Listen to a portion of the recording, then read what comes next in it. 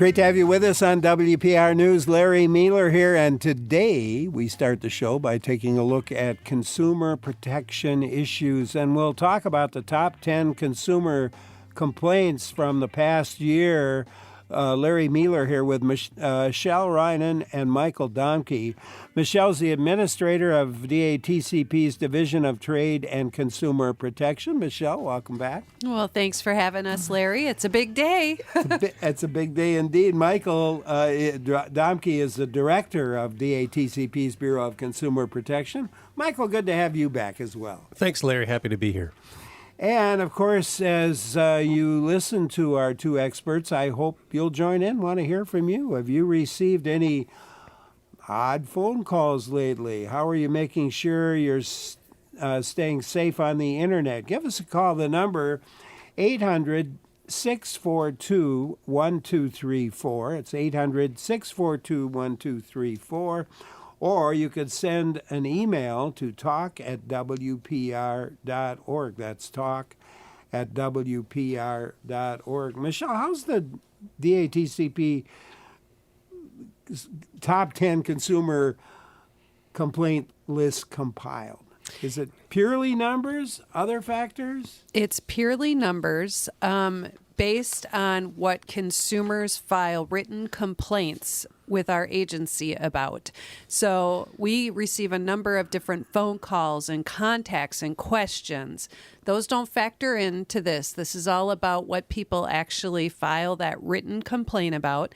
And our staff works to help mediate those issues, investigate them, possibly have further enforcement with different companies in regards to those. And then as part of that mediation, staff employees are coding. We have particular identification codes, and then we just tally the numbers at the end of the year. So how does this year's list, Michael, compare to the previous year's list? I mean, are there surprises? I imagine there's some movement up and down once in a while.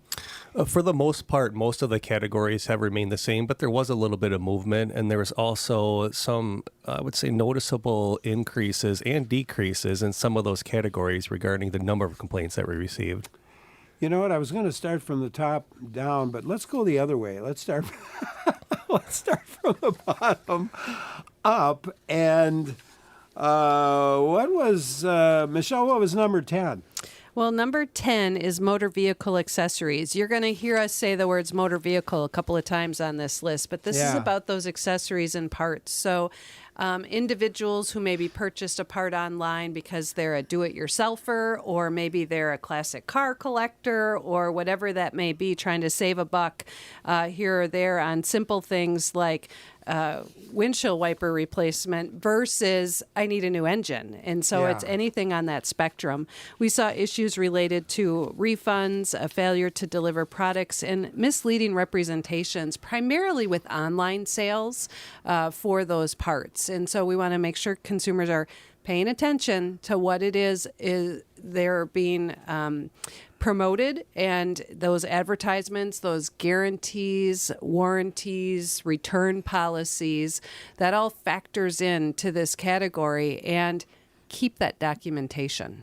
Yeah, that makes a lot of sense. Well, so there we have motor vehicle accessories. Michael, what was number 9? Number 9 was travel, and that really is a robust category that includes all different aspects of traveling, such as your airlines, flight tickets, booking those, hotels, lodging, including those vacation rentals and those platforms that we see with the online. Also in auto rentals, and then traveling bundles. So those services that we see where you rent a hotel and then they give you a discount on a car rental. And a lot of the issues we see there are really the billing disputes, where you think you're paying one thing and you get charged something else, and trying to actually get what you signed up to pay for. The refunds and the adjustments based on some of those policies. So if you suddenly unexpectedly have to cancel, understanding what those responsibilities are for you and what you have to pay, and what the company's obligation is to return that money to you. And then those charges above what the estimate was. And those kind of include some of those fees that you might not think about. We see sometimes at vacation destinations, those resort fees or those additional things that you didn't quite notice when you were making that reservation. Yeah, and there were 244 complaints in that area, as I think I remember. And there were, for the motor vehicle accessories, I think there were 141. So, all right, in the large scheme of things, it seems like a small number, but if you're one of the 240 or whatever it was. Yeah. You're going to see these numbers drastically change as we go up the list. And I suppose we should give the overall number, 11,374 total written complaints. So 141 of 11,000, that's a significant percentage of complaints. Yeah, absolutely. Well, what about number 8, Michelle? Motor vehicle sales. This is both new and used. We'll say we work closely with the Department of Transportation, especially in the area of dealers, because of their authority in that category. But then we have 297 complaints, and where we step in is a lot on some promotional advertising to entice the consumer to come in, like prize notice mailers. So people may see those in their mailbox and say, oh, yeah, no, I'll go take a test drive in order to win $10,000 or get the package of Girl Scout cookies, because we see the range of prizes that are available. And we have direct regulations over those types of mailers. And so consumers are aware of this. They pay attention. They let us know if they feel something is misleading based on what's written and what happens when they show up to make that purchase. And that's where we see a majority of those complaints come in. So motor vehicle sales, and then there's motor vehicle repair is another one, isn't it? Isn't that number 7, Michael? It is, and as Michelle mentioned, you're going to see it 3 times, and this rounds out those 3 motor vehicle categories. Last year we had 341 complaints, which is about 11 less than in 2023, so relatively the same volume. And the most common issue we see here is work quality. So you go in, you pay for that repair, and then maybe it's experiencing the same issue, or it only runs the way it's supposed to for a couple of days, and then all of a sudden there's another problem. Another is really damage or the loss of the vehicle. So while you have it in for one thing, all of a sudden something else gets broken and damaged. And we can help out with some of those, and we mediate through trying to get an understanding of what was expected and what the problem was, and what can we help show that, yeah, that was repaired or it wasn't. And then the others are delays, or kind of representing how long it should take and to get that vehicle fixed, and whether there's a communication between the shop and the consumer on how they can know, hey, this is what really will get back to you in the driveway so you can have it, and when it won't. And a good example of that, when we had a complaint where a consumer had their vehicle in, the vehicle was damaged while it was in the shop for something else, and due to our involvement, we were able to get that consumer $1,000 back from their towing fees and their $3,000 repair bill wiped clean. So we got the damage taken care of, and they got their money back. We should just mention, there are a lot of people listening will know this process because you both have been on for many times. But what happens if under motor vehicle repair or any of them, what should people do regarding a relationship with you? Yeah, so we really encourage consumers to call us in advance of any transaction. Do that research, check things out. And so that's where you can reach out to the Consumer Protection Hotline, get information on the subject area that you're looking to involve yourself in a purchase. Then if you have trouble, file that complaint with Consumer Protection. Once we receive that written complaint, we will reach out to the business, share the complaint with them, and we try and mediate, find that resolution. At the same time, we're evaluating the information against the regulations under state law to see if the business is being compliant. And if not, we work on that side of the issue as well, not just trying to resolve the issue for the consumer, but making sure businesses are educated on the regulations and that they are also complying with them. And so file that complaint in writing. You can go directly to our website to do that at datcp.wi.gov. Or again, that hotline is 1-800-422-7128. Now, I don't want to misrepresent that we can resolve every issue either, because we're not the courts, and so we can't make a business engage with us. That would be if there's enough compliance issues, an investigation, and further actions that would be taken. But through that mediation process, many businesses do engage and try and resolve things. It may or may not be what the consumer is seeking, but we do get a lot of businesses to help offer to resolve issues. So we've gone through motor vehicle repair. So the next on the list, number 6, is, Michelle, what? Medical services, 439 complaints in this category, most of them really being about billing disputes and that medical services that you've received. Unsatisfactory service and misrepresentations fall in here as well. We work with the Office of Commissioner of Insurance quite a bit because you can have coverage from your insurance, and should it cover, shouldn't it? That's going to be for them to analyze those policies and issues. But then those things that you are responsible for paying for, were they properly disclosed? Is there no surprises?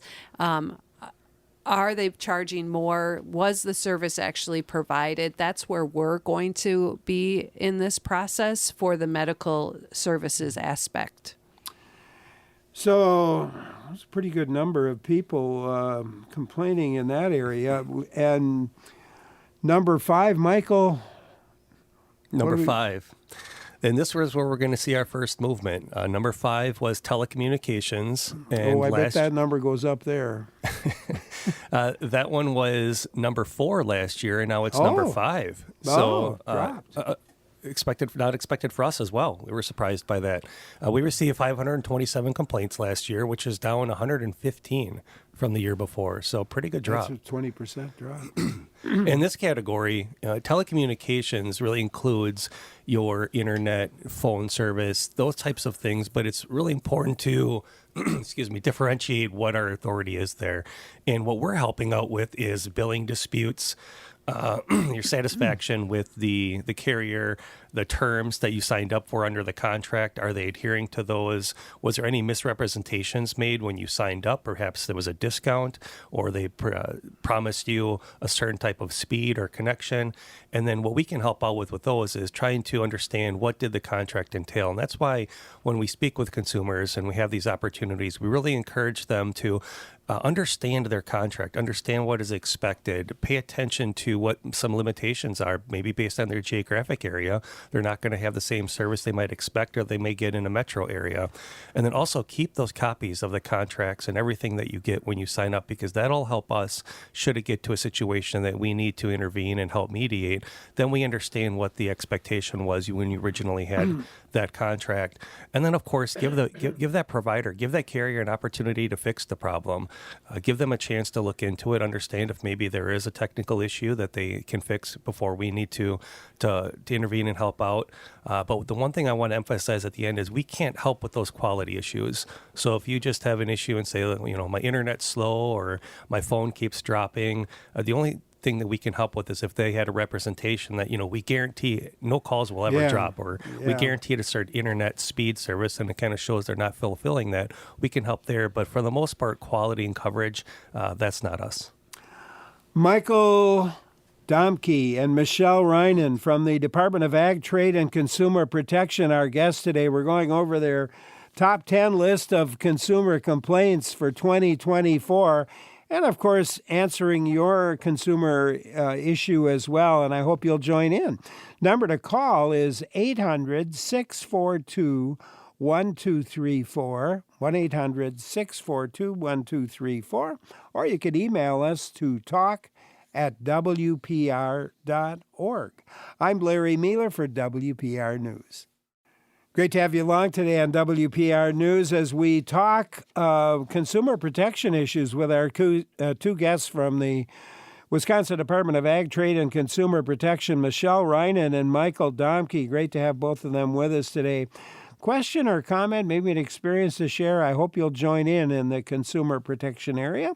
Number to call, 800-642-1234, or you could email us to talk@wpr.org. That's talk@wpr.org. So we're moving up the list. We've got number 4, I think, is next. That's right. Number 4 is identity theft. 618 complaints. This moved from the number 5 slot to the 4th, and more than 150 additional complaints over last year, or the previous year, 2023.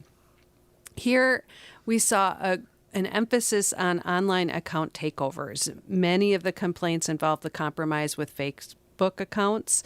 And it's so important that consumers understand that online account takeovers is a form of identity theft, and it's something to pay attention to because of the implications it can have. Social media profiles being taken over by scammers can really lead to serious issues and long-term consequences because they can use that compromised account to access the owner's personal finances, personally identifiable information, and they can take control of an internet-based business if you have one or whatever else you're doing online.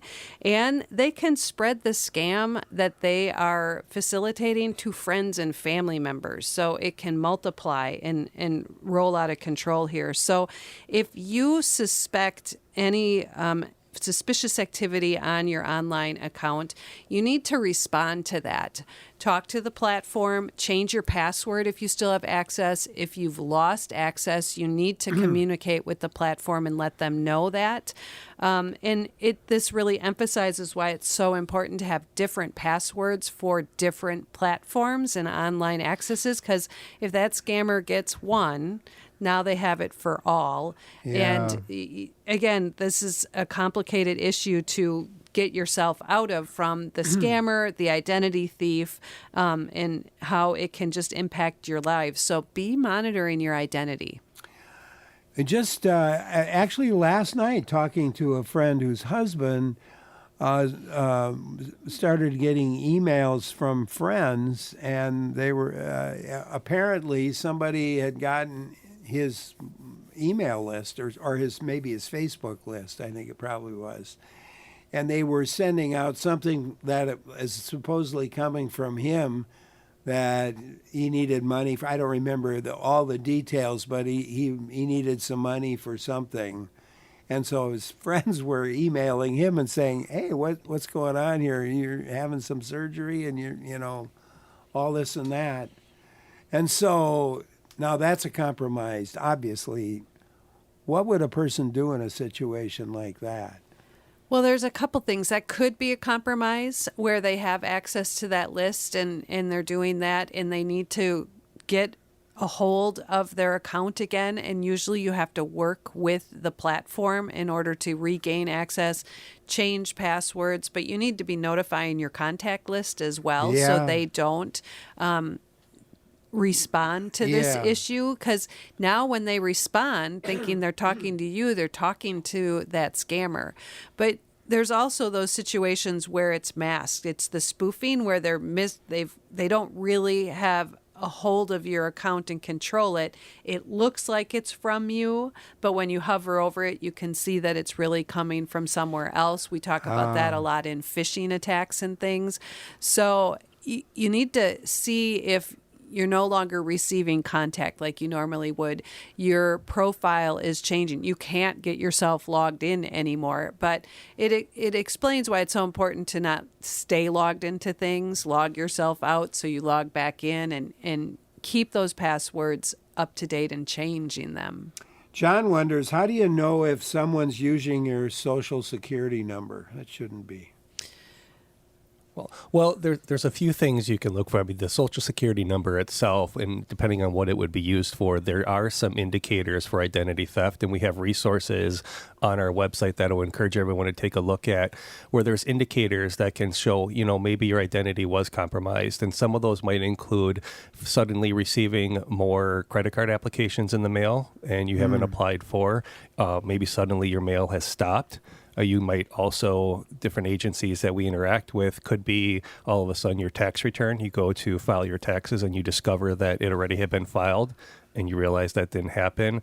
Also, with the Department of Transportation, you realize maybe you get a new driver's license in the mail, or suddenly you stop getting mail at all. Like, all these are different types of flags and indicators of how your identity might be compromised.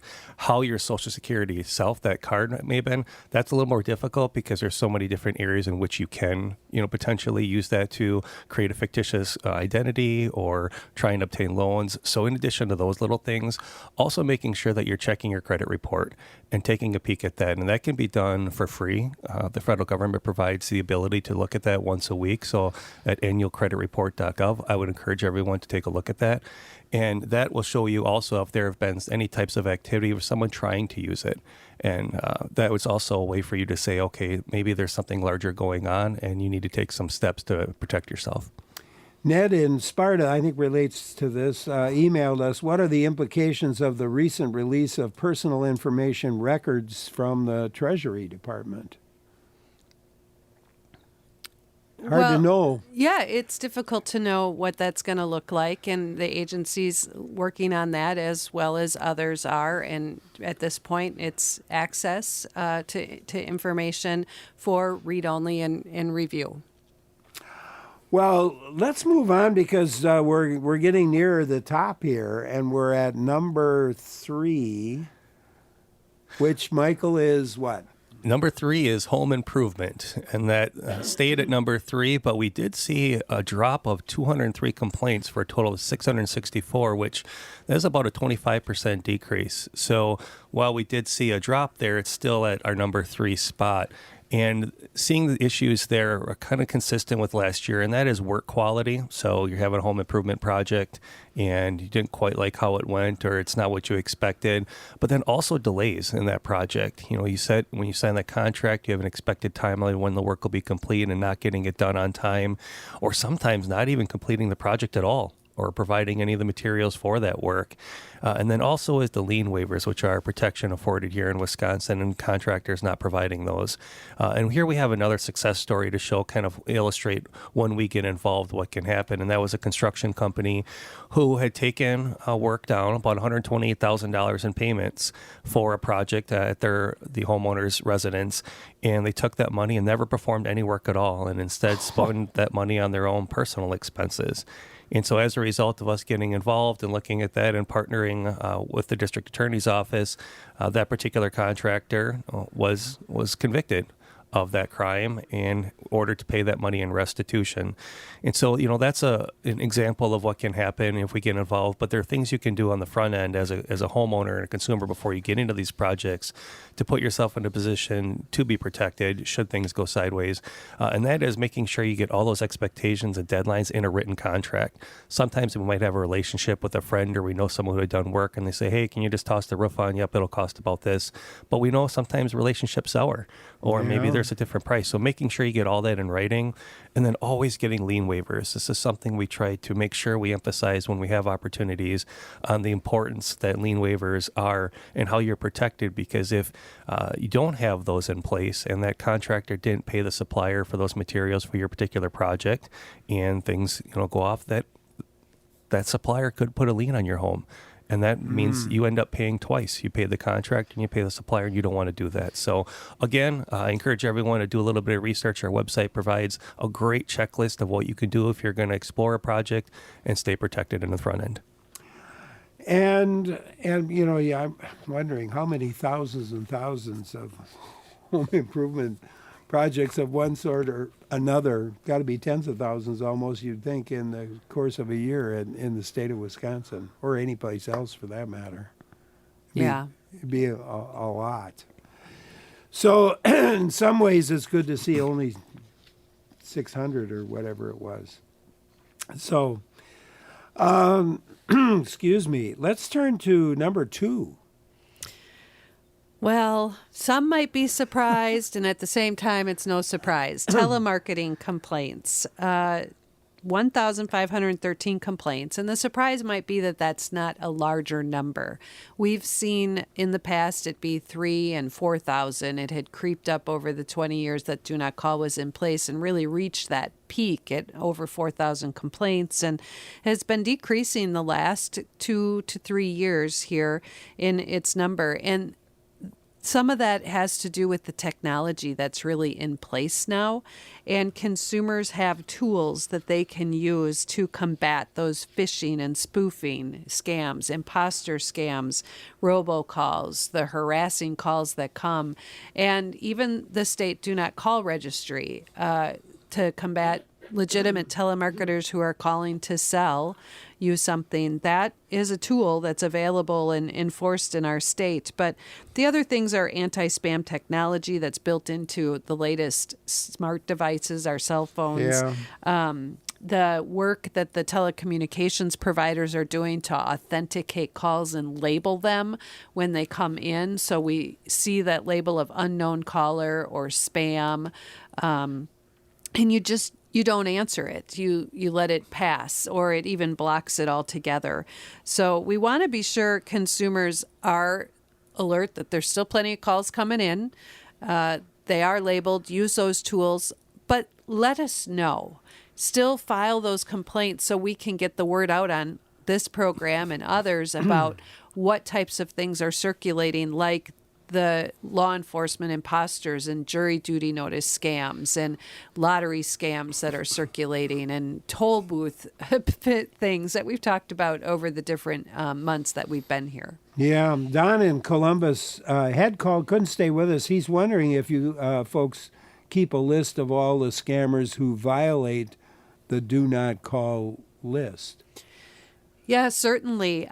We have the complaints that come in, and so we conduct searches to try and identify those callers, work with our federal partners, and then when we can identify them, we make sure that they are part of these complaint categories, and then we see who is violating the law, who's a scammer, and then we proceed after those that are legitimate telemarketers that aren't following the law, and make sure we share the data on the scammers with the our national and other state partners.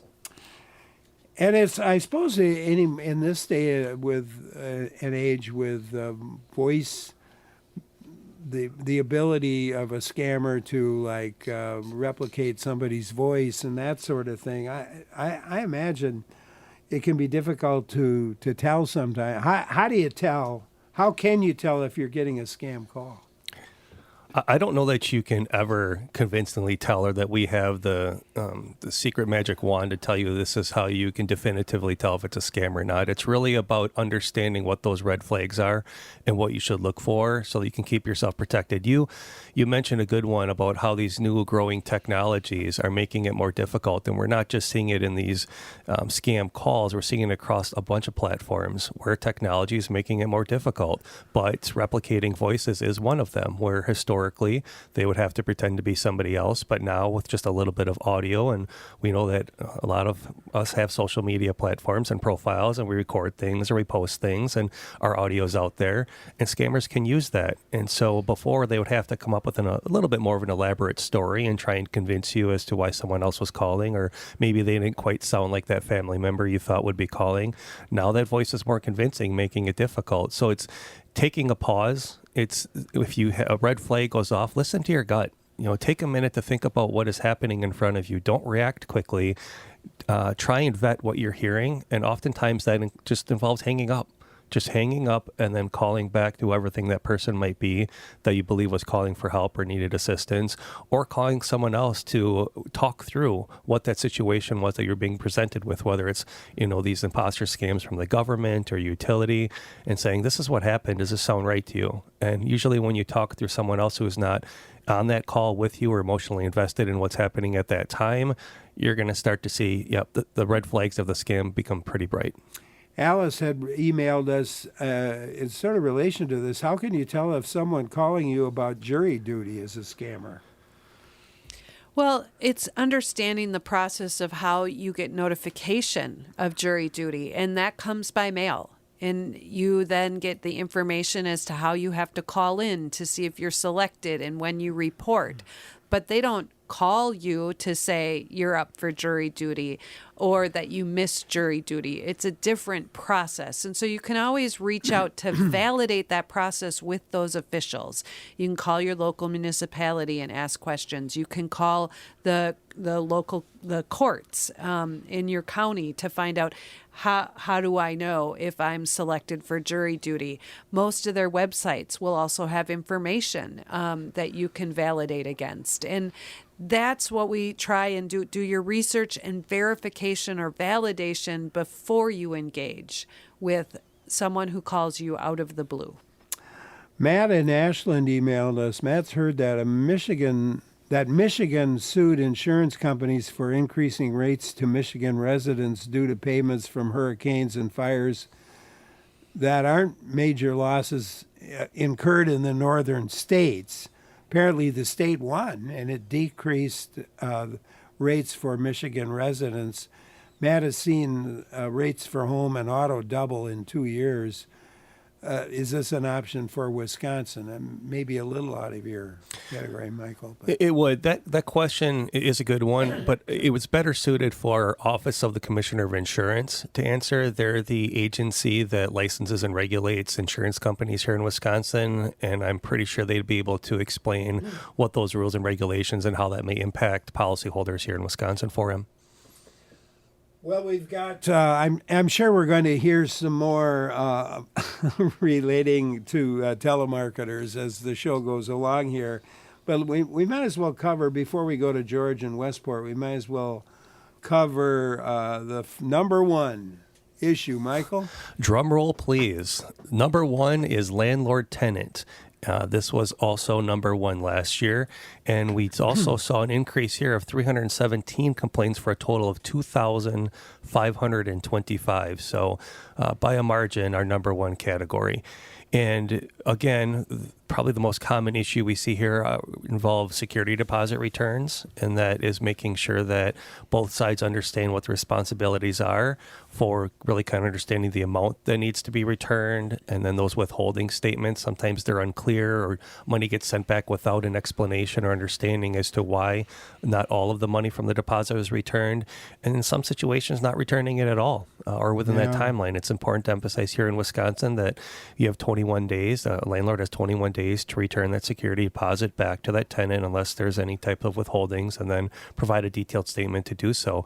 But other things we see include evictions or unauthorized entry, so you're just suddenly showing up and coming into the property, and then infestations or mold damage, or it's really just maintaining the property and that relationship between the tenant and the landlord or the property owner, and sometimes even that management company. And we always want to emphasize that how important that relationship is, because where you live is very important. It affects your day-to-day life and how things are going. And so if you try to make that extra effort to have that good relationship, it goes a long way. If you have additional help, we have some resources on our website. Our landlord-tenant guide is a great, robust explanation and understanding of what both sides, both the landlord and the tenant, what their rights and responsibilities are to help create that harmonious relationship. And then we also want to really kind of highlight a success story for us that has helped out a lot of tenants here in Wisconsin, and that is with a recent settlement with a business called Parada Properties Management. And through those complaint mediation and our investigations and looking into those business practices, we determined that there were a few things that needed to be tidied up. And that resulted in, a $1.7 million settlement. And within that settlement, there's $850,000 that'll be returned to tenants, in addition to some other obligations and programs that will help tenants. But it also will help that property owner and landlord understand, how to do business the right way and make sure moving forward everyone is in a much more position to be successful. Well, makes that's good news. It's always good news. George in Westport, we'll give you a chance to join in. Hi, George. Hi there, Larry. Thank you very much for this program. I really appreciate the focus of this. It seems that since January 20th, at least on the national level, consumer protection is taking a back seat to a lot of things. But more locally, I am very curious to know the true details behind a report that a local CBS network is reporting regarding a grocery chain. I think it's the Metro Market or Pick and Save. What are the details of that? I know that this particular state agency is involved in that. Thank you. Michelle, are you familiar with that? Yeah, I think what he's talking about is a press release that we issued at the end of November of 2024 related to some work that the Bureau of Weights and Measures conducted, which is in this Division of Trade and Consumer Protection. And through a statewide survey conducted by state inspectors, weights and measures inspectors, and local city sealers, they did inspection over the course of a number of days with the Roundy's Corporation stores in our state, and they were able to identify some package checking violations that had occurred, and so product wasn't weighing out appropriately on the packages prepared by the company. And so we went into a settlement agreement with them, and they've put in place a number of different compliance steps in order to reach compliance for consumers so they will get what they pay for. Sounds like another win. George, thank you very much for calling. You can join in too. Number to call, 800-642-1234, 1-800-642-1234, or you could email us. The email address, talk@wpr.org. Do you have a consumer concern or maybe an experience to share? I hope you'll join in. I'm Larry Mealer with my guests Michelle Reinen and Michael Domke from the Department of Ag, Trade, and Consumer Protection here for WPR News. Taking a look at consumer scam issues here in the state of Wisconsin with our two guests from the Department of Ag, Trade, and Consumer Protection's Division of Trade and Consumer Protection. Michael Domke is director. Michelle Reinen's the administrator of the division. So it's great to have both of them with us. Questions, comments, and experience to share, give a call at 800-642-1234 or email to talk@wpr.org. Let's take a call from Joseph in Wausau next. Joseph, hi. Thank you for calling. What's on your mind? Hey, thank you for taking my call. I'm driving, so hopefully you can hear me. I just recently, last week, was having problems with my printer, my HP printer, and my laptop connecting. And I looked up and Googled HP support and found an 800 number and dialed that. And they basically, it sounded like it was an overseas type number, but not unusual. But they said they were HP support. And they basically said, yes, let's take a look at your drivers and things like that. And they wanted my email address. I gave them my email address. They literally were in my computer. So they were driving the computer as I was driving the computer, looking at the drivers and kind of doing some work inside of it. And then they basically said, yeah, you've got some corrupt files here. The drivers are corrupt, et cetera, et cetera. And there's 3 different options you can go with to correct your problem, and they were very expensive solutions. The cheapest one was $600, $800, $900, whatever. And I said, no, thank you. I'm not interested. I just wanted to see if there was something. Should I reload the file or whatever? And they said, no. And I said, are you sure? Are you HP support? And they said, yes, we are. Here's our number, blah, blah, blah. And I said, okay, thank you. I'm not interested. And they abruptly hung up, and I hung up. And I thought, oh my gosh, they just came into my computer. Since then, I have not had any problems with my computer. I log into it every morning, and I'm not seeing anything changing in files or anything like that. Should I be very concerned right now that that being, I think it was HP, I hope it was HP, was in my computer? Michael? Yeah, Joseph, I think there is a little bit of cause for concern, and I would, if you have the opportunity, take your device into a computer expert and have them just do a quick security scan to make sure there wasn't anything left on your computer that will continue to give the individual who previously had access the ability to get into whatever they want. We understand that there are some solutions where when you're getting tech support, you're going to be asked to give that remote access. We really, if at all possible, discourage anyone from providing that access to an unknown source, even if you initiated that contact. It's really a little bit safer to take that device in and have an expert at that shop provide you with the assistance where you can see what's going on and what can happen. Because with that remote access, you never really know when that's going to be shut off. And in addition, when they're in there, they have access to everything. And so you don't know what they're really looking at or what they may be downloading or if they're potentially putting some malware in there to kind of screen off things. So there's a lot of risks that come with that type of support. What we can do moving forward is I would just make sure that you continue to watch those things, look at what is happening with your personal information. We talked earlier about those tips for identity theft.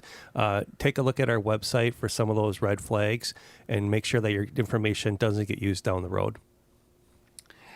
There you go, Joseph. Thanks. And I have to tell you, Joseph, about 20 years ago, I did the same thing, and I was immediately, kicking myself, and went straight to the Division of Information Technology on campus, and they just sort of cleaned my computer off, and we started all over again. And I felt a lot better when I did that. In fact, I did it like within an hour after it happened. I happened to be able to get down to that service. So I know how it can happen. It hasn't happened since, I can tell you that for sure. I just wouldn't allow it, but there you go. Fife, I think from Northwood's email, does your department do anything with MLM people? They're called multi-level marketing, and they don't seem totally legal. He got some firming cream from there, and it didn't work at all. Plus, the salesman was really pushy on Facebook. Why, yes, we do deal with multi-level marketing.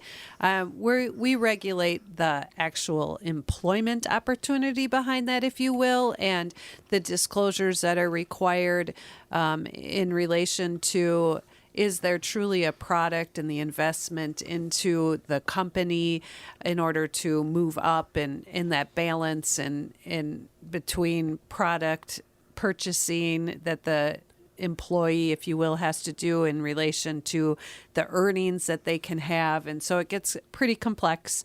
Is there truly a platform, or will the bottom fall out on this? But we also get involved in if there's a product and it has claims and it's supposed to do particular things and it isn't, that's just product sales. So this could be an opportunity where I might want to file a complaint with us so we can take a look at what they're seeing. Gary in Appleton, we'll go to you next. Hi, Gary. Hey, Larry. Regarding the gentleman that had the HP question, I'm belong to the HP monthly Inc. Subscription service, and I've had problems in the past, and I've called the 800 number for HP, and overseas call with tech support, and they've gone into my computer. And they've done a wonderful job. So probably 2-3 times over the past 2 years, I've engaged with them. And nothing happens whatsoever but fixing the solution. So no reason for concern for the gentleman that called earlier. Thanks, Gary, but that would be assuming that he was, like Gary, a part of this HP special service. I agree. If you have 100% certainty that you're talking to HP and you determine based on the issue that you're having that you're willing to take that risk, that's certainly every consumer's option. Our goal is to just provide the education on what risks come with those decisions and what may happen if things go sideways or while somebody's in there. We were talking earlier about how do you really tell if, a call is real or if somebody who says that they really are. And now there's so many opportunities for scammers to, list fake websites, when you do that particular Google search to come up, or to be able to mask particular websites to look like the real thing, whether it be HP. If you're confident that you are talking to HP and that's the only solution, certainly your choice to make. Just understand the risks that come with it. Paul in Madison will give you a chance to join in. Hi, Paul. Hi there. So I've received the advice, or I've heard other people talking about like reporting to DATCP when it comes to landlords who are violating code, either Yep. just one time or frequently. And I'm just curious, like what kind of enforcement actions you guys can have in those situations. Well, it's entirely going to depend on the issue that you're having with the landlord. So we will evaluate that complaint against the regulations that we're responsible for enforcing. So security deposit return, notification of entry to the property for maintenance or showing, disclosures at the time of a rental agreement, prohibited practices, things that they're not allowed to do. And then we will contact the landlord and go into our mediation process to try and reach that resolution. We can't mandate or order the landlord to engage with us or provide a refund or resolution to the situation. However, if we determine that there are violations of the administrative rule, the law, we're going to look at that on the enforcement track that might separate from your individual complaint. And we may initiate an investigation and work with our regulatory partners at either a district attorney's office or Department of Justice for additional enforcement. But that's a progressive thing. You know, it could be as simple as a letter that tells them that they're non-compliant. A tenant may be able to use that if they take and decide to go to small claims court to seek a financial resolution if one isn't made during the mediation process. And maybe it's a voluntary assurance of compliance, a written document that outlines what they're going to do to come into compliance. And to that full settlement with that case Michael was talking about, where there's an investigation and a referral and it goes to court and it's an entire process. Involved. Yeah. So it's a range of things that can happen based on a single complaint or 100 complaints. Paul, thank you. To go along with that, Steve emailed, is there a naughty, nice list for landlords, or do you have one? We do not have a naughty, nice list of landlords, but with any business, a consumer can certainly call us and ask us if we have complaints against any business, and we will share that we do or that we don't. We will not share the context of those complaints because we want to make sure we're giving an impartial feedback to that particular caller, but it's certainly something a consumer could take into consideration. For instance, in the landlord-tenant area, if you're looking or trying to decide between 2 or 3 properties and you call us and you find out that one property has 1 complaint and another one has 100 complaints, that may influence your decision on where you want to go. And also keep in mind, though, we always want to provide that disclosure is just because a particular business has a bunch of complaints doesn't mean it's a bad business. It just might mean that there were some relationships that went sour, or sometimes consumers might just have unrealistic expectations about what they were supposed to get or wanted. And so, but it still is a factor that you might want to take in consideration. Kyle emailed, do you work with at all with the Better Business Bureau so consumers know what businesses have received the most complaints? We work with the Better Business Bureau in that they're one of our consumer protection partners, but we're very different in our entities. We're under state statutes responsible for enforcing state laws, and the Better Business Bureau is a nonprofit that has member businesses, and they have their standards for performance, if you will, to be a member business. So they receive complaints and try and mediate them. They share their data with us when we are doing an investigation, but we don't have a free exchange back and forth on a regular basis of complaint information. Michelle Reinen is the administrator of the DATCP's Division of Trade and Consumer Protection, and Michael Domke is the director of the Bureau of Consumer Protection with DATCP, our guests. Questions for them? They're going to be with us right up till 12:30 today. I hope you'll join in. I'm Larry Mealer for WPR News.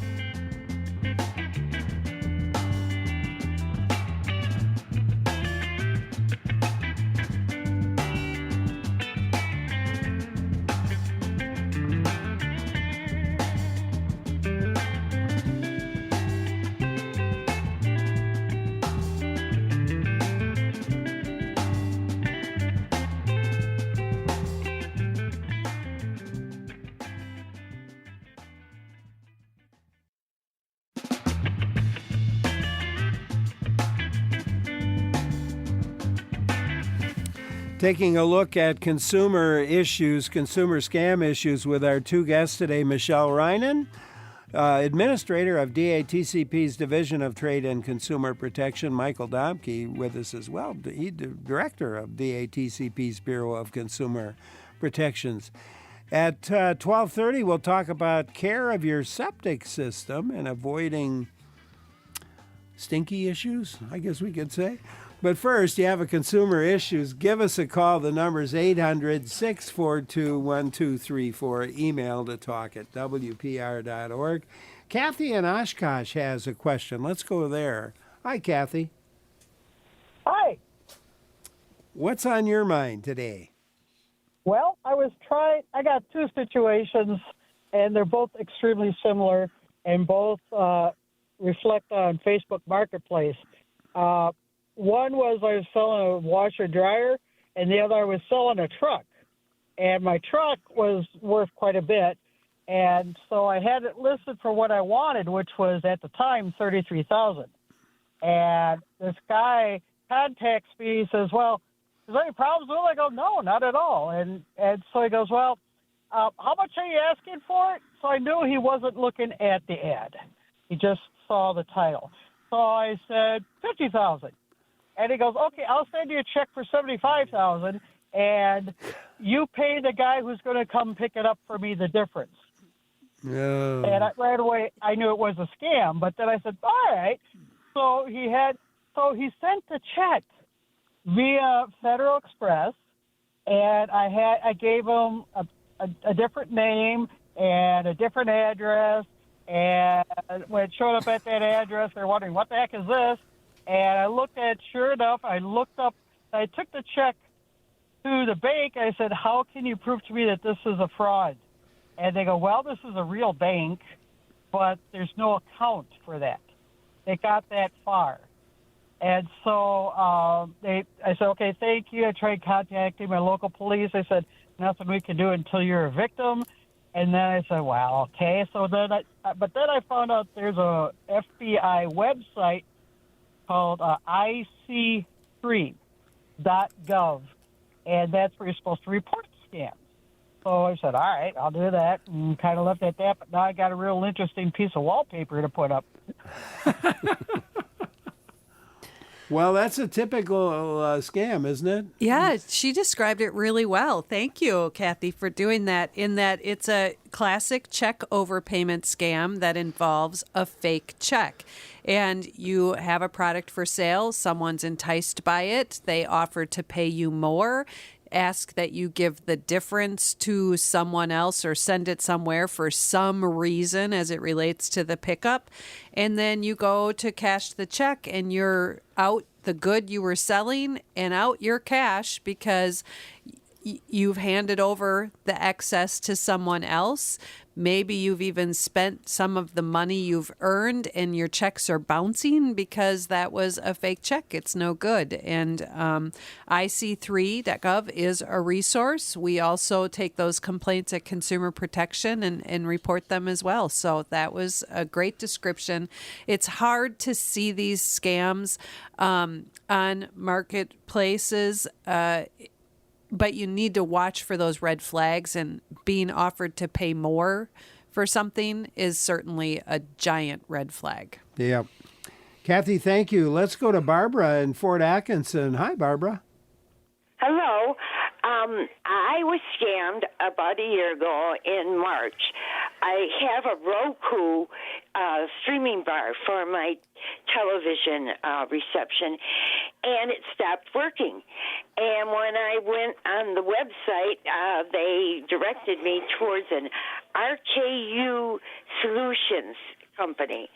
And I called them, and they said, "Oh, well, your subscription to Roku has expired, and so you have to redo that subscription." And I said, "Oh, really? And how much is that?" And they talked me through a few options, yearly, And anyway, I said, oh, that sounds expensive. And they said, well, we could let you have 3 streaming premium channels for free for life, and you can renew your Roku subscriptions for life.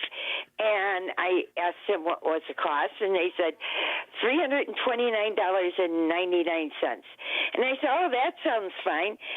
So I made the deal, and I sent them the check, and I never really got those. I mean, I got them because I had already subscribed to those premium channels. My Roku started working, but now I'm finding out that it was a scam, and I'm not getting those premium channels anymore. Have you ever heard of anything like that? Michael? Well, Barbara described a couple of variables that we see in typical in other scams. We're reaching out and attempting to engage in maybe an additional subscription or really maybe solicit some of the information. But one thing for Barbara is I would encourage you to file a complaint with us and give us an opportunity to try and mediate that.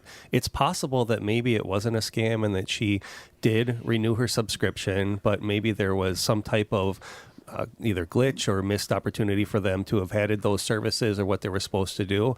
So we would want to look at what the agreement was if her service is continuing to work when it hadn't. I'm not quite sure if it necessarily was a scam or if maybe the company didn't fulfill on their end what they were attempting to sell.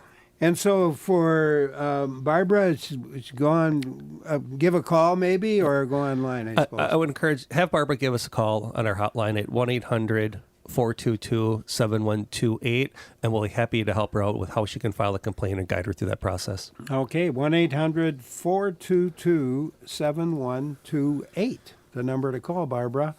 And thank you very much for calling. Andrea in Krakow? Your turn. Hi, Andrea. Hi. So I would say that this might not be a scam, but I feel it's exceptionally unethical. My elderly father, who has dementia, is getting bombarded by Medicare insurance providers calling him to get him to switch. But they're not even really telling him that he has switched. He also has cancer. I take him to all of his doctor appointments, and he has providers like that. I do not want to switch by him switching constantly Medicare. I called directly to Medicare. I'm listed as, his caretaker because my mother has passed away. But they said there's nothing they can do about it. They have the right to call. They said I could call the Federal Trade Commission. What is the law? And, why can they call? He basically hit the maximum times to switch now, so I got him back to his plan that he was originally on. But this is crazy. He was getting, because I blocked all the calls, he was getting up to 10 calls a day. They sold his number. This was horrible. There's a couple things that could be happening here, Andrea. The first is if some of these businesses, these Medicare providers, are legitimate businesses attempting to try and get your father to switch over, they would need to register as a telemarketer to make sure that they're operating ethically and also that they're not calling numbers on the do not call list. So if your dad's phone number isn't on that do not call list, I encourage you to do that right away. You can find information to do that on our website at datcp.wi.gov. But in addition, you're also going to want to understand that sometimes what Medicare had said in regards to stopping everyone from calling, some of them may not be legitimate, some of them might be unscrupulous, and it's just going to be a matter of trying to filter through and screen those calls. Paying attention to the current provider, whether it be those billing statements and understanding what those services are being provided is very important. So I'm happy to hear that you're doing that. But there's the kind of a range on whether or not those providers can be calling to solicit those services. And if they are registered and that number is not on that list, if it doesn't border on that harassment side of it, unfortunately, it's just one of those angles of people trying to solicit business. Yeah. So get him on that do not call list. If he's doesn't sound like he may not be on it.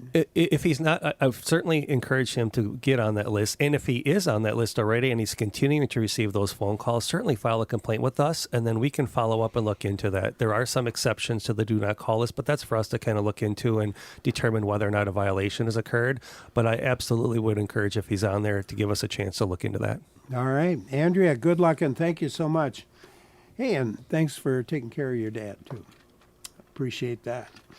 John in Kokana, your turn. Hi, John. Hi.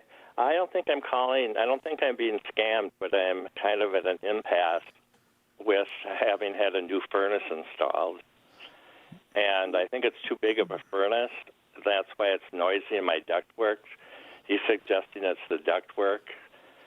And the only way to quiet it down was to eliminate the high stage of heat and just the low stage of heat, and it quieted it down somewhat. But now I feel like I functionally have a one-stage furnace, which would have been $2,000 less than the two-stage furnace. So I'm not sure what to do, and he's come a number of times, and he thinks everything's fine the way it is, and I haven't paid him yet. And a second concern that I found out after reading the warranty when it was installed, he had installed, which he said was an upgrade, and it might be, to put stainless steel burners in it instead of the galvanized, which I think might violate the warranty that only warranties parts originally provided in the furnace. All right, Michelle? Well, this is one of those kinds of complaints that we receive where there might be an impasse in the work that John's been doing already with his contractor on this issue, and filing a complaint may help open up those lines of communications.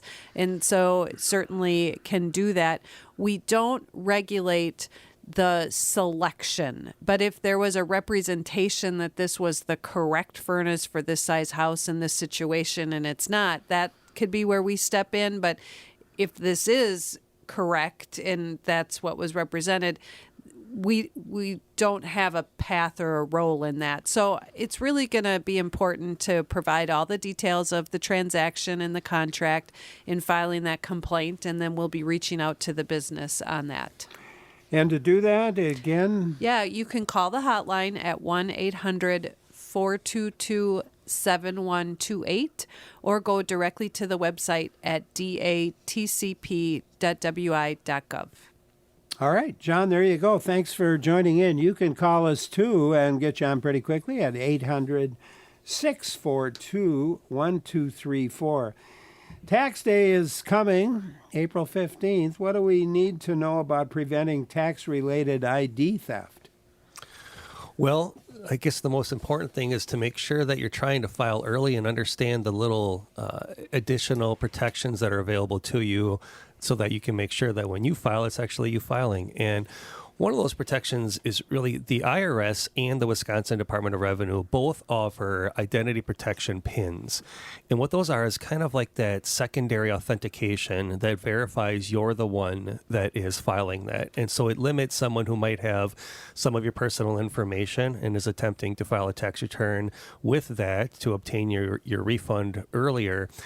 If they don't have that pin, they won't be able to file. And so both the federal and the state agencies offer that, and we encourage everyone to use that resource and tool. As I mentioned, filing early, the quicker that you can get that submitted, better the opportunity is that you'll be the one who receives the return and no one else can do so afterwards. Also, when you're filing, making sure that you're not storing all that sensitive data on a device. Once we know that some of these programs and tax programs will store it in the cloud and store it on those, but if you're saving a copy of that, maybe on your laptop or maybe if you're doing on a tablet or a phone, try and delete those as soon as you're done with that. Don't keep those documents on there. And then, of course, get rid of that recycle bin and empty that too, because a lot of that data is very important. So if it were to be the device were to be compromised, they'd have access to that, and that can lead down a dark path. Also, when you're doing that, protecting what you're doing with those actual documents that you print out. If you don't need them and you don't need to hang on to those because they're being stored in a cloud or somewhere else, shred them.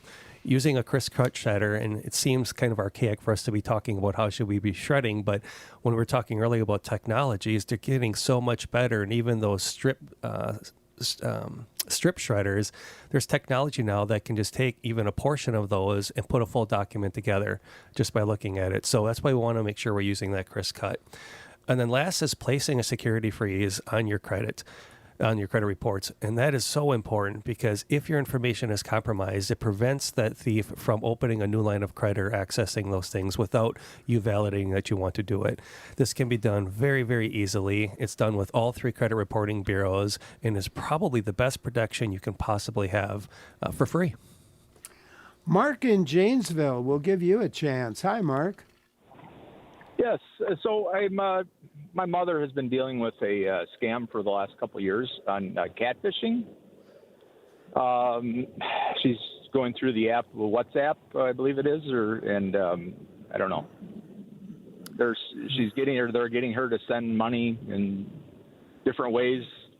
So she won't give me any information. She's telling me that she's taking care of it, and I've, the rest of the family knows it's still going on, but So is there anything I can do to help this out? I've offered her advice and any, help any way I can, but she's, telling me no. So That's difficult, isn't it, Michelle? It's really hard. And this might be where you want to enlist the help of others that she may trust and be able to listen to in addition to yourself, because she may feel monitored in some ways. And so we have a Wisconsin consumer guide that talks about romance scams, and we also have fact sheets. So providing that layout in education can be one thing, so she can see it on paper.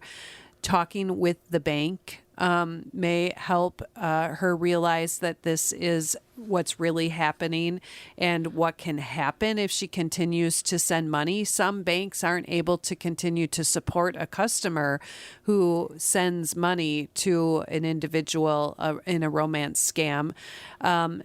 It might be useful to enlist the assistance of like an ADRC because they have other resources. AARP has resources to help with victims and talk about this as well. So she can see, one, she's not alone, and two, they can help identify all the red flags and warning signs, and that she is a victim. She's not made a mistake here, and we don't want to blame her for anything that's been happening because that will just shut it down further. Mark, good luck with this issue. I hope you can get it resolved. John and Mason, we'll go to you. Hi, John. Hi, Larry. I just wonder, is there a do not email list, like the do not call list, that you can sign up for? I don't believe that there is, John. There is a list, as you know, for the do not call, and there is a opt-out pre-screen that you can sign up for to stop getting that regular mail, paper mail that you get. But I'm not aware of any list that would stop or prohibit people from emailing. There you go, John. Thank you. You mentioned Valentine's Day, and we've hit romance scams. I'm wondering about AI. Is that changing the way romance scams appear?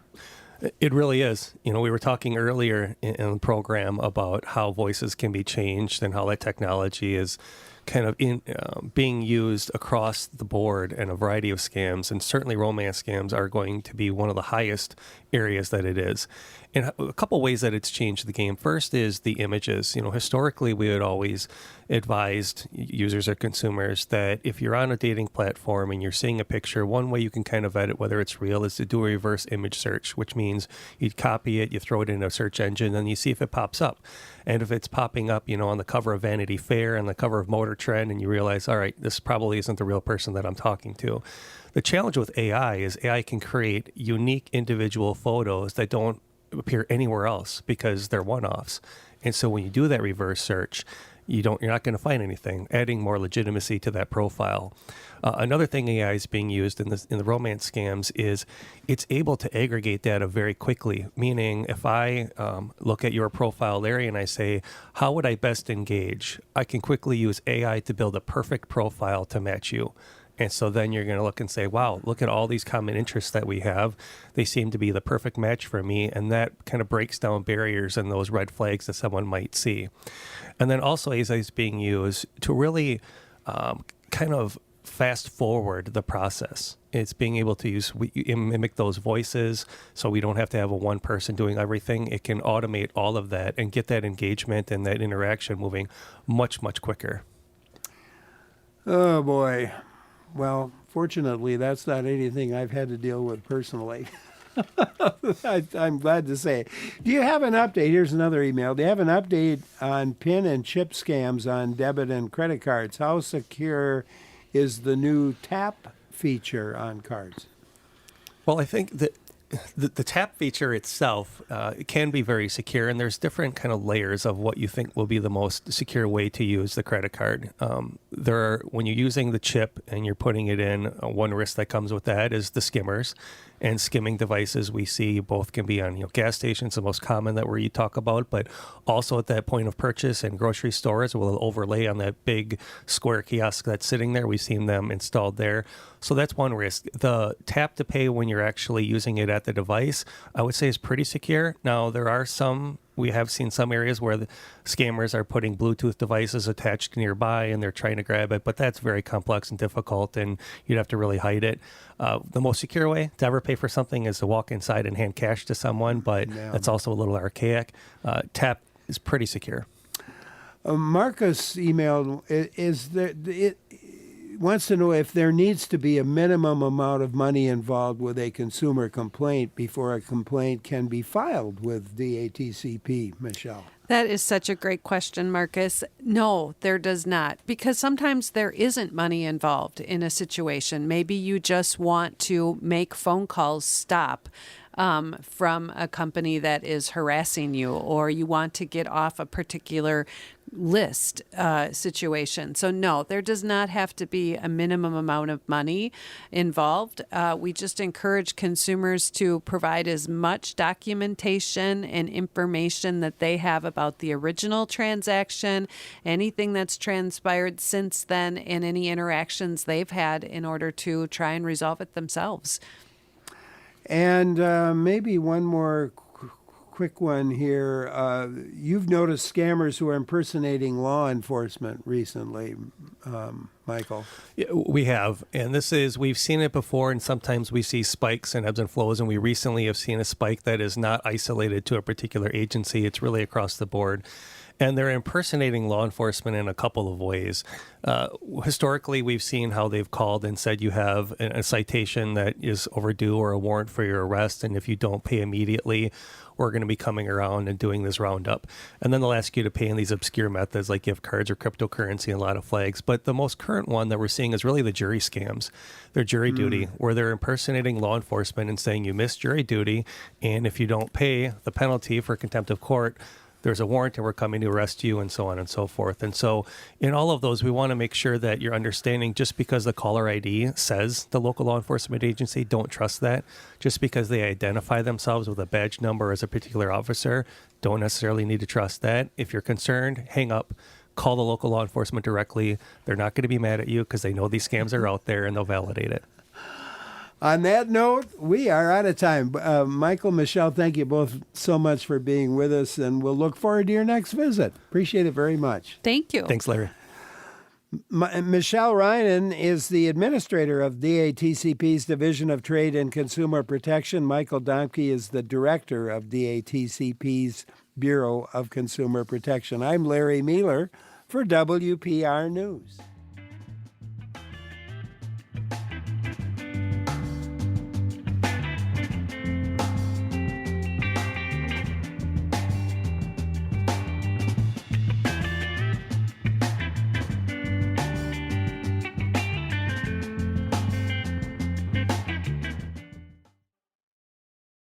Your septic tank man. You call your septic tank man. When it's all backed up and you can't use a can, call your septic tank man. Oh, Tommy Brandt is the artist for the Septic Tank song. I didn't know there was such a thing, and I'm not sure if our guest did either. Matthew Janzen's our guest. And we're taking a deep dive, literally, into the topic that's often overlooked. But I tell you what, it's essential for many homeowners, and that is the septic tank system or septic system. Larry Mealer here. Matthew Janzen is with us. Matt's the private on-site wastewater treatment systems plan reviewer with the Wisconsin Department of Safety and Professional Services. As we talk with Matt, I hope you'll join in. When was the last time you inspected your system? What do you avoid pouring down the drain or flushing down your toilet? Maybe you're wondering how to tell if your septic system is failing. Give us a call. Number is 800-642-1234. It's 1-800-642-1234. Or you can email us to talk@wpr.org. Matt, you're the private on-site wastewater treatment systems plan reviewer, and that's a mouthful. It is a mouthful, yes. Tell us more about what you do with your job. Typically we call it POUTS, which is an acronym for that. Otherwise, we just use septic systems. Most people understand what we're saying when we say septic system. So what my job is I'm actually a field person. So I interact between the homeowner, pumpers, plumbers, county agents for us. I joke around that I should have a black and white shirt on and a yellow flag. I play referee between everybody, make sure the state rules are enforced and everybody's on a level playing field. So. Oh my gosh. Well, who's actually responsible for maintaining septic systems? Well, the maintenance themselves is the responsibility of the homeowner or business owner. So they're the ones that are ultimately responsible to make sure that it's being maintained. And there is a requirement, a state statute and administrative code that requires at least once every 3 years that the systems or the tanks are looked at to see if they do need to be pumped. Okay. So many of your listeners will probably be aware of or familiar with a card or a letter that the county sends them to say that they're due for their maintenance. And so it's every 3 years? Every 3 years, correct. Okay. What if you've never pumped your tank? Well, they should still be getting a maintenance card. Legislation had taken place several years ago where they required all the counties to do an inventory of all the systems that they have in their jurisdiction, and then as part of that, put them on a maintenance plan. So if they haven't, then they're sort of fallen off the radar of the county or the local governmental unit. But I'd say 99.9% of the folks out there are getting some kind of card and asking for maintenance. Yeah. Craig in Madison has a question. Let's go there. Hi, Craig. Hey, I have some neighbors that had their field probably, or the pipe going to the field freeze. And so he called the local plumber, and they said, yeah, they've got about 60 calls over the last few days about septic lines and fields freezing. Anything you can do to help that? Well, there are a few things that you can do to help prevent freeze-ups. Unfortunately, once you have a freeze-up, the best remedy for that is spring because the conditions there, we can do some things to help it along, but it's like putting a Band-Aid. And until you fix the root cause, and that could be either adding better insulation to your tank, which isn't a common thing that's done. Also, your drain field if it's freezing up. Keeping the grass a little bit longer out there, letting snow cover help insulate it. This year we haven't been blessed with a lot of snow cover. That's the reason we're seeing freeze-ups. Yeah, so not a whole lot you can do. Not a whole lot. You can hire people that can jet it out. They'll take like steam and they'll jet out your pipes. The problem is if it's still cold outside and you still don't have snow or insulation, you're going to have freeze-ups again. It's going to freeze up again. Oh, Craig, there you go. Thank you so much for calling. Appreciate your call. You can join in too, 800-642-1234, email to talk@wpr.org. And it's important to maintain that system. I got to believe. You're not going to be happy when it's not working. No, it's one of those things that it sort of harkens back to, the late night commercials. You instead of set it and forget it, you flush it and forget it. Most people aren't thinking about what goes on. As long as the plumbing works in the house, you don't think until you have a problem. And most of the things are things that you can do in your home. I mean, not putting things down that are a detriment to the system. So even though things say like they're flushable, most likely if it's not toilet paper or something that came out of you, it probably shouldn't be going down the drain. It's going to cause problems either in the septic tank for the pumper, or it may bypass and get into the drain field and cause issues down there. My sister has a septic system and lives out in the country. And one thing I take her grocery shopping from time to time, and one thing I notice, she always looks for toilet paper. There's toilet paper there's a kind that is better than, there are types that have a little code on them.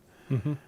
Yeah, we do see some of that, the manufacturers, propose that their product is better than others. There's a wide range of products that are useful out there, and ones that are, not much causes a detriment, but some can be better than others.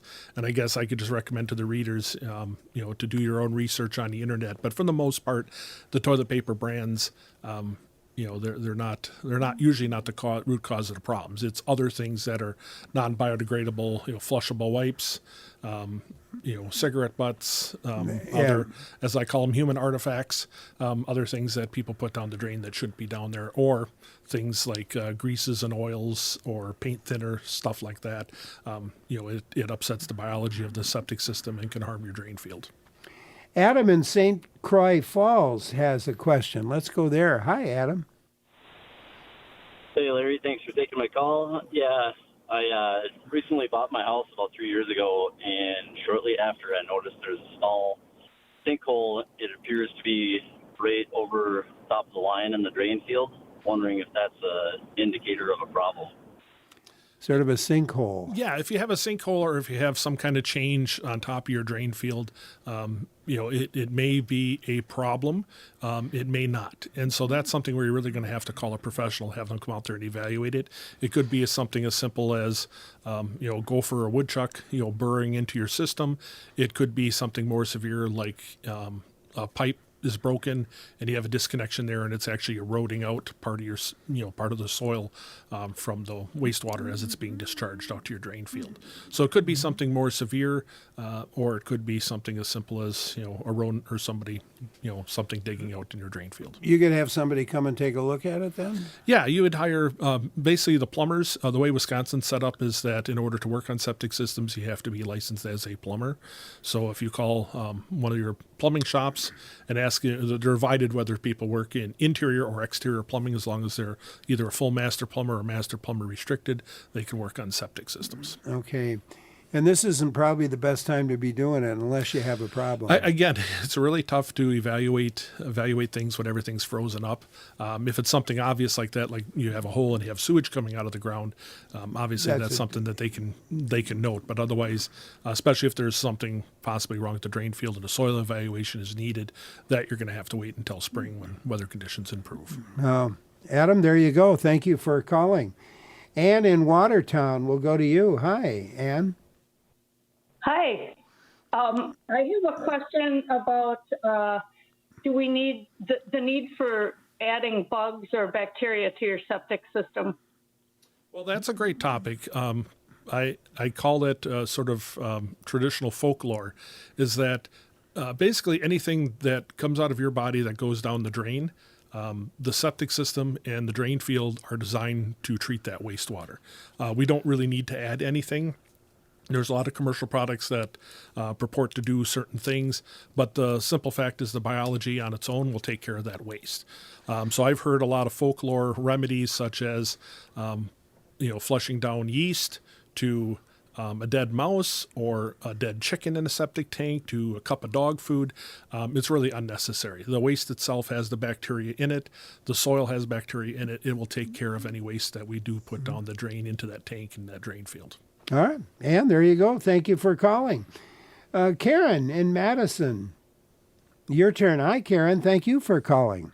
Thank you for fielding my phone call. I'm an urban dweller, and so I know nothing about septic systems, but it does make me think about, okay, when there's a break in a pipe, and what about protection of waterways and,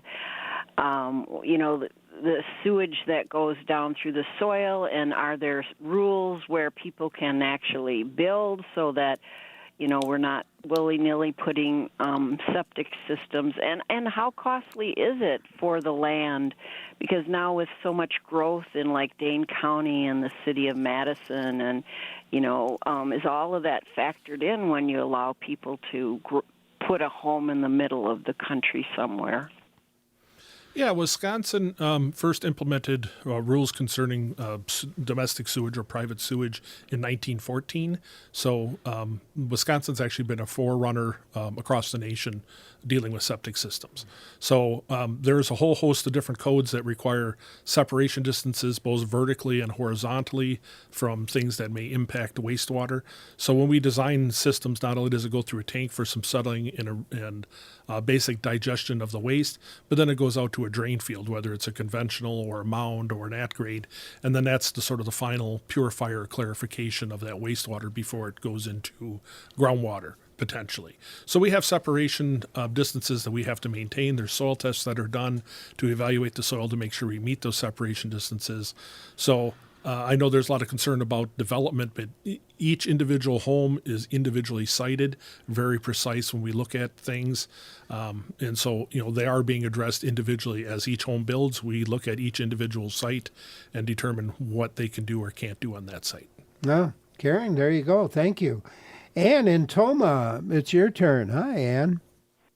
Good afternoon, and thank you so very much for this program. It's just timely. My septic pumper told me to put root killer down into the septic system, via the toilet. And I said, well, how often should I do that? He says, whenever I think about it. Well, I think about it every day. Well, so you got roots growing in your... The seed has been planted, so now you're going to think about it. Yeah. Well, something like that, if we do have root intrusion or something, it's sort of akin to talking about freeze-ups, is that, by putting something down the drain, and there are products out there that will make the roots sort of retreat or shrivel up or exit that area. But the problem is then it's sort of like putting a Band-Aid on an open wound, is that you need another Band-Aid, another Band-Aid, another Band-Aid. And really, the issue is why do we have roots intruding in there, and is there something that we can do to stop that? And that goes into there's a whole nother discussion. If trees are already existing in long-standing home and you're having root intrusion, that's one thing. But we also get some others where people, have a mound system newly installed and they want to plant shrubs or trees, and things like that. You have to be careful what you plant around it to make sure that we're not causing detriment down the road. So in cases like that, you can have an additive that will help remove the roots, but really it's sort of a Band-Aid on a long-term situation. What should you plant on a mound? Grass. Grass. That's about it. You can get by with some other things. I know people have done some flower beds, other shallow plants, but really the more things you plant out there other than grass, you start to run higher and higher risk. So if you want shrubs or you want trees, that's a higher risk. Certain types of trees that are water loving, like maples, for instance, or willows, they will seek out that water in your drain field, and next thing you know, you'll have root intrusions. So the farther away you can keep them, and I know sometimes we put systems out there and people are worried about losing a tree, and we say, yeah, even if the tree lives, the problem is it's going to be close to that drain field, and you're going to have root intrusion problems down the road. Ann, thank you so much for calling. Matt Janzen, our guest today, private on-site wastewater treatment systems plan reviewer with our Wisconsin Department of Safety and Professional Services, our guest. I'm Larry Mueller for WPR News. Taking a look at septic systems today with our guest Matt Janzen, who is with the Wisconsin Department of Safety and Professional Services and zeroes in on these kinds of issues. Great to have him with us today. And Joe in Jefferson has a question for you. Let's go there. Hi, Joe. Hey, Larry. You guys are a great resource. Love WPR. Thank you. Yes. Kind of a two-part question. First, just a quick follow-up on the weed killer. I was told to put that down the vent, not in the toilet. Does it matter? Like I have not a mound, but I have a drain field. So I don't know if it makes a difference, but they probably both have a vent pipe that you'd put it right there, because wouldn't that be where the roots would be? Not something that needs to go down the toilet and into the septic box, correct? Correct. I mean, again, if you do have roots, you need to sort of look at where the roots are getting in and why, and possibly address that. There may be a crack in a pipe or something where the roots are getting in. If they're just infiltrating your whole drain field, that's a whole nother issue. It's usually because plants or trees are too close. And again, putting any kind of root killer down there is just putting a Band-Aid on the bigger issue. Yeah, there you go, Joe. Thank you. Susan in Fitchburg, your turn. Hi, Susan. Hi.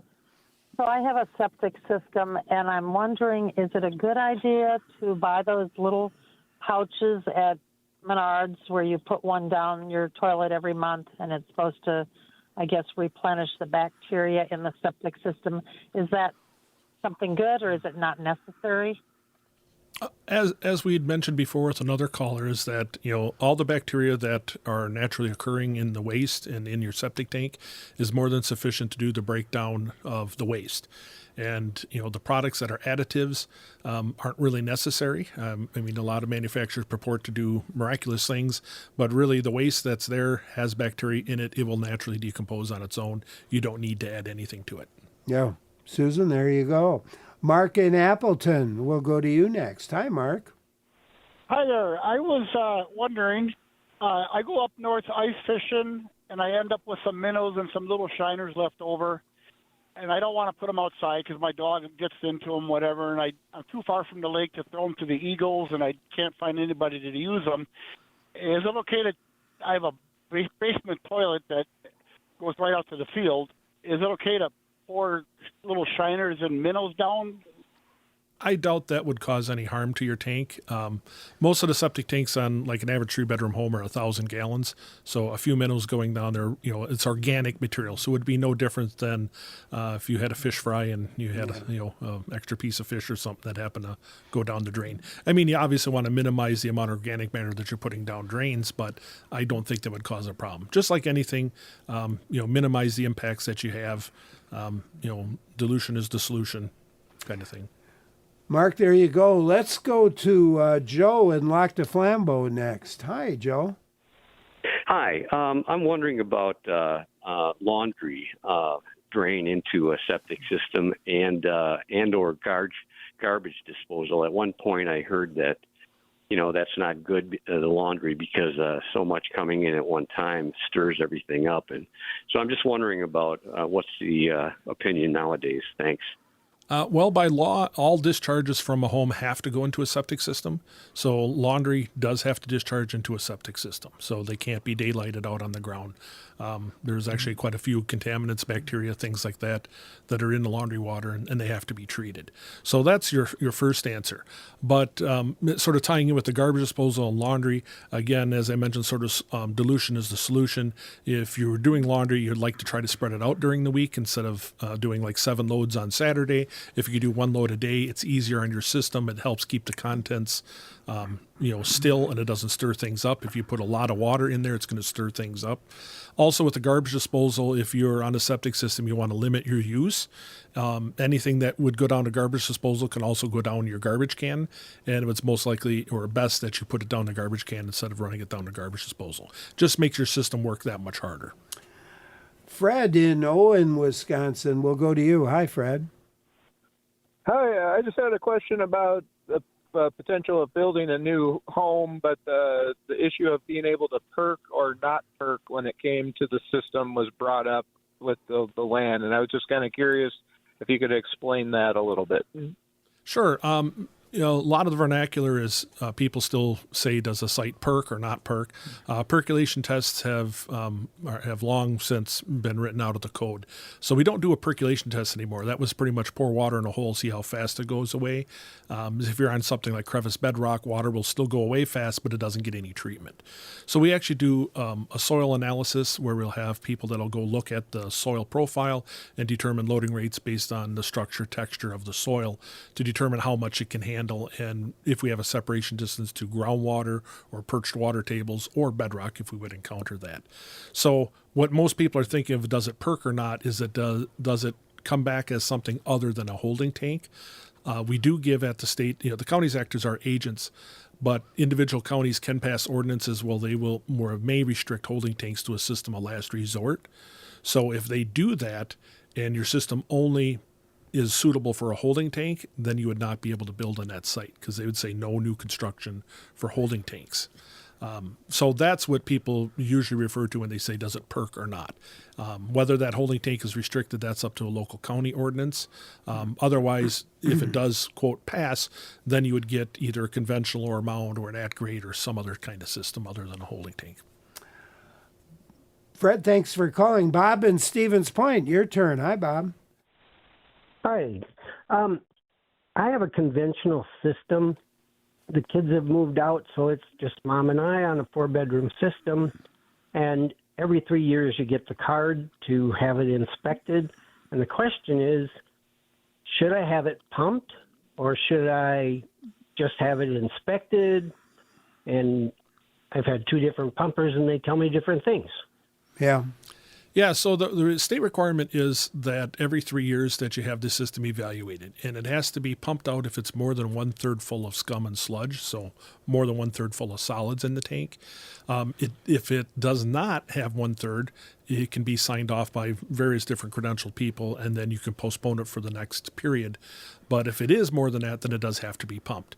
So pumping it more often probably isn't going to hurt anything. Yeah, we do remove bacteria, but there's plenty still in there, and by the time the tank fills up, it will be working just fine. So it's sort of like getting your oil changed on your car. If people recommend every 3,000 miles you change your oil. If you go 5,000 because some synthetic products or other high mileage, you can go longer. That's up to you, but you're not going to hurt anything by pumping it out. But you can have it inspected if you so wish. Bob, there you go. Thank you. Jack in Madison, your turn. Hi, Jack. Yeah, hi. Thanks for taking my call. We had some friends that had the wooden top of an old septic tank suddenly let go, and the half of their front yard settled out about 3 feet. They got that taken care of. But my question is about my property. 2 things. One is there's an old well somewhere on the property, and I'm curious about your ideas on trying to locate that. And the other is supposedly there's a septic tank out back by the barn that was popped out when lightning hit the barn sometime in the 40s. So I guess that kind of brackets the time frame that septic system would have been constructed in. I'm wondering about your ideas too on trying to locate that tank before my riding lawnmower drops into the pit. Yeah, old unused tanks are problematic because usually it's before sanitary records were being kept. A lot of counties have started keeping sanitary permit records sometimes in the late 60s, early 70s. And even those were spotty. So before that, you're talking 40s, your guess is as good as mine what might be out there or where it is. Trying to find something like that, if you still have piping connected to it, there are some companies that do have cameras that they can send down to try and track the pipe and find out where that tank is. Without that, the only other way is basically a long steel rod, and you walk out and you probe to see if you can hit a lid or hit a cover. But if you have a lot of rocks, you're going to find them before you're ever going to find a tank. Oh, yeah, there you go, Jack. And Karen in Holman. Hi. Hi, Larry. Thanks for taking my call. I have a question as far as alarm to warn us if our septic's going to back up. We didn't have an alarm when we moved in, and we had a little backup, nothing major, but we then eventually had an alarm installed. An electrician put the alarm in, but he didn't know about hooking it up out to the tank. And then when we had the tank pumped, the next time I asked him about it, and he is like, well, it looks like it, but I don't know about the electrical part of it. So Yeah, there's some tanks. If you just have a holding tank, there's no drain field, so they have an alarm in them when they're ready to be pumped. Otherwise, traditionally, we'll see an alarm on a tank where you have a pump involved, where you're pumping it out to a drain field. And that alarm is out there to notify you basically that the pump did not kick on. So if the pump did not engage, now your tank's filling up with no place for it to go, the alarm will kick on for that. So that's the two typical ones that we see with alarms. If there's something else that's out there, I'm not familiar with what he would be putting an alarm on. Matt, we're going to have you back. Still callers online with questions. Appreciate you being with us very much. Sure, absolutely. It's been fun. Matt Janzen with the Wisconsin Department of Safety and Professional Services, our guest. Great to have him with us. Tomorrow on Garden Talk, Brian Huddleston and Lisa Johnson will be answering your questions. We'll be live from PBS's Garden and Green Living Expo. In the meantime, thank you for listening and stay with us. Lots more in store here on WPR News. I'm Larry Mealer.